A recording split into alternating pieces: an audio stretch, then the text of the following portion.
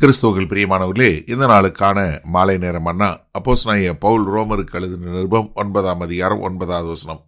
ரோமர் 9:9, ரோமன்ஸ் 9:9. அந்த வாக்குத்தத்தமான வார்த்தையாவது, குறித்த காலத்திலே வருவேன், அப்பொழுது சாராள் ஒரு குமாரனை பெறுவாள் என்பதே. இப்போ பவுல் தொடர்ந்து என்ன சொல்றாருன்னா, கர்த்தருடைய வாக்குத்தத்தத்தின்படி வந்த பிள்ளைகள் என்பவங்க யாருன்னா, அவருடைய வார்த்தையினால வந்தவங்க. ஏன்னா உடன்படிக்கையின் பிள்ளைகள் யாரு? கர்த்தருடைய வாக்குத்தத்தத்தினால வந்தவங்க. அவங்க மனித முயற்சினால வந்தவங்க இல்லை. அப்போ இங்க சொல்றாரு, வாக்குத்தத்தமான வார்த்தை என்ன? பவுலுங்க என்ன எடுக்கிறாரு? ஆபிரகாமுக்கும் சாராளுக்கும் கர்த்தர் ஆதியாகமம் 18வது அதிகாரம் 10வது வசனத்தில் சொன்ன காரியத்தை குறித்து சொல்றாரு. ஏன்னா கர்த்தருடைய உண்மை தன்மையும் கர்த்தருடைய குறித்த காலத்தையும் ரொம்ப அழகா விளக்கும் விதமாக. ஏன்னா முதலாக கர்த்தர் அழைக்கும் போது ஆபிரகாமுக்கு 75 வயது. அதற்கு பின்பாக 24 வருடங்கள் கழித்து 99வது வயது வந்ததுக்கு அப்புறம் தான் இங்கே கர்த்தர் வரார். இங்கே சொல்லும்போது 10வது வசனம் பார்த்தீங்கன்னா, ஆதியாகமம் 18:10, அப்பொழுது அவர் ஒரு உற்பவ காலகட்டத்தில் நிச்சயமாய் உன்னிடத்திற்கு திரும்ப வருவேன், அப்பொழுது உன் மனைவியாகிய சாராளுக்கு ஒரு குமாரன் இருப்பான் என்றார். சாராள் அவருக்கு பின்புறமாய் கூடார வாசலில் இதை கேட்டு கொண்டிருந்தாள். இப்போ அவங்க 2 பேருக்கு வயசாயிருச்சு. அவங்களுக்கு சாராளுக்கு மாதவிடாய் காலம் முடிஞ்சு போச்சு. இப்போ அவங்க பிள்ளை பெறக்கூடிய காலத்தை மீறி போயிட்டாங்க. இப்போ என்ன சொல்றாரு? நான் இந்த காலகட்டத்தில் வருவேன். ஏன்னா ஆபக்குக்கு சொல்லும்போது என்ன சொல்றாரு? ஆபக்குக்கு 2வது அதிகாரம் 3வது வசனத்தில் கர்த்தருடைய வாக்குத்தத்தம் என்பது குறித்த காலத்துக்கு, அது காலதாமதம் ஆகும், ஆனாலும் நீ காத்திருக்கணும். இப்போ இங்கே சொல்லும்போது, இங்கே கர்த்தர் வாக்கு கொடுக்கும்போது என்ன சொல்றாரு? அவருடைய குறித்த காலம் அவர் தான் செய்ய போறாரு. அதனால என்ன சொல்றாரு? இது மீட்பின் திட்டம். ஏன்னா நீங்க பார்த்தீங்கன்னா, இந்த ப்ராமிஸ் இந்த வாக்குத்தத்தம் ஒரு இதா இல்லை. ஆனால் என்னவா இருக்கு? ஸ்பெசிஃபிக்காக இந்த குறித்த காலத்தில், இந்த நேரம் உள்ளது. அது மாத்திரமல்ல, நான் அப்படின்னு சொல்லக்கூடிய ஒரு காரியம். ஏன்னா என்ன சொல்றாரு? சாராள் ஒரு குமாரனை பெறுவாள்.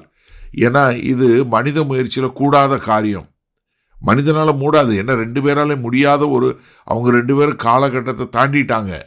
அது மாத்திரமல்ல, இது ஆவிக்குரிய முறையில் மிக முக்கியமான ஒரு காரியம். அதனால தான் இங்கே சொல்லும்போது என்ன சொல்றாரு? இது குறிப்பிட்ட காலத்தில், கலாத்தியர் 4வது அதிகாரம் 28வது வசனம் சொல்லும்போது, சகோதரரே, நாம் ஈசாக்கை போல வாக்குத்தத்தத்து பிள்ளைகளாய் இருக்கிறோம். ஏன்னா நம்ம யார் மாதிரி இருக்கோம்? ஈசாக்கு போல. ஏன்னா லூக்கா 1:37 சொல்லும்போது என்ன சொல்லுது? Nothing shall be impossible with God. கர்த்தரால் கூடாத காரியம் ஒன்றுமே இல்லை என்று சொல்லக்கூடியதாக.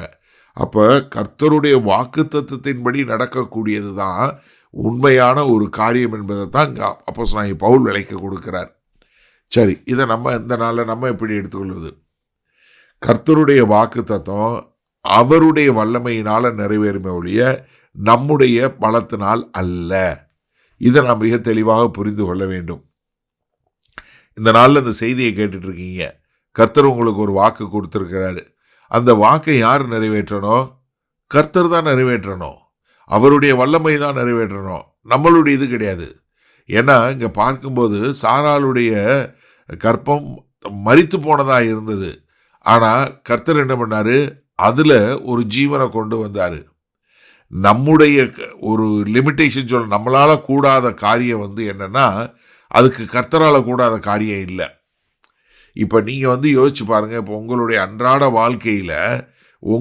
வாழ்க்கையில் உங்களால் செய்ய முடியாத ஒரு காரியத்தை கர்த்தரால் செய்ய முடியும். அதே சமயத்தில் கர்த்தருடைய நேரம் இருக்கு பாருங்க, அவர் குறித்த காலத்தில் வருவார். நமக்கு எல்லாமே காலதாமதம் ஆனது போல தோணும்.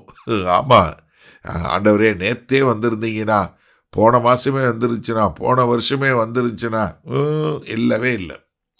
என்னன்னா இந்த வாக்குத்தத்தங்கிறது என்னன்னா, அவர் குறித்த காலத்தில் வரும், கர்த்தர் குறித்த காலத்தில் வரும். கர்த்தர் என்னைக்குமே காலதாமதமாக வர்றதில்லை, அதே மாதிரி முன்னாடியும் வர்றதில்லை. அவர் குறித்த காலத்தில் சரியான நேரத்தில் சரியான இடத்துல சரியான இதில் வந்துடுவார். அப்போ அப்போ வாக்கு கொடுத்தாருன்னா அந்த வாக்கு நிச்சயமாக நிறைவேறும். அதுக்கு நம்ம ஒன்றும் செய்ய தேவையில்லை.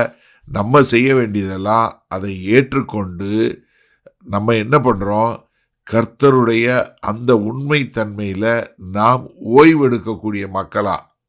ஏன்னா நம்ம நம்முடைய ரட்சிப்பார், நம்முடைய மீட்பு, நம்முடைய ரட்சிப்பு, நம்முடைய எல்லா காரியமும் கர்த்தருடைய வல்லமையினால் ஆனது. நம்ம செய்ய வேண்டியதெல்லாம் அவரை விசுவாசித்து நம்ம நடக்கக்கூடிய மக்களாய் இருப்போம். அப்போ கர்த்தருடைய வாக்கு தத்தத்தை அவருடைய வல்லமை நிறைவேற்றட்டும்னு காத்திருப்போமா? வல்ல பிதாவே, உம்முடைய வாக்கு தத்தம் உம்முடைய வல்லமையினாலே நிறைவேறுமே ஒழிய எங்களுடைய பலத்தினால் அல்ல.